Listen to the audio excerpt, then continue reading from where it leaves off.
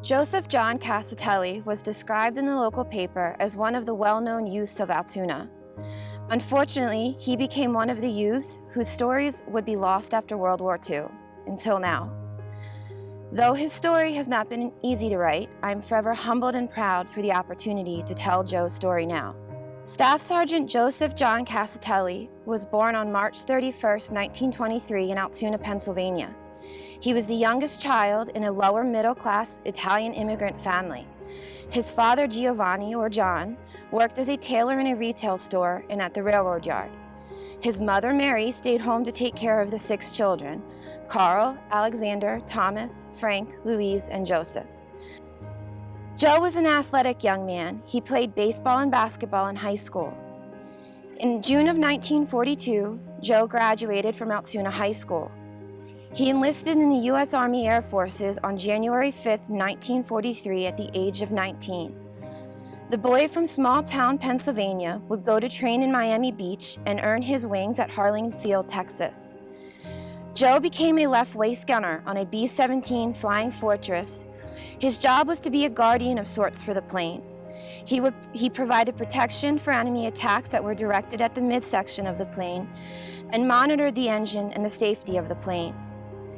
It was said that great skill and good luck were needed to be successful in a B-17, and it seemed for a while that Joe had both in spades. Joe successfully completed 27 missions in France and Germany. He even participated in the 8th Air Force's Big Week. Joe earned a Distinguished Flying Cross, a Purple Heart, and an Air Medal with 3 oak leaf clusters with his skill and luck. Unfortunately, Joe's luck ran out on his 28th mission. On April 27, 1944, Joe's plane was shot down by flak during an air battle. The plane was 30 minutes outside of the intended target, an airfield in Nancy, France.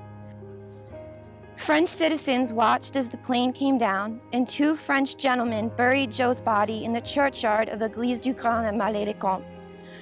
It was almost a year after when Joe's family was notified of Joe's death.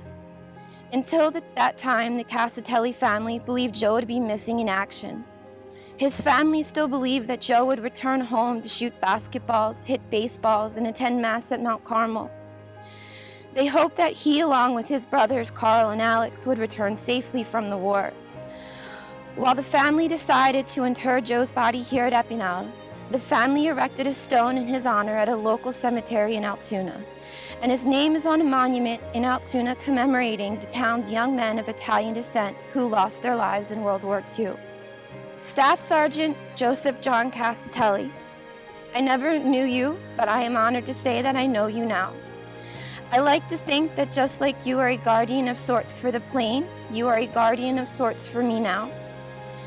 Thank you for your service, bravery, and heroism. Because of you and thousands like you, I am able to stand here today to proudly share your story. Mon cher Joe, je vous dire merci mille fois.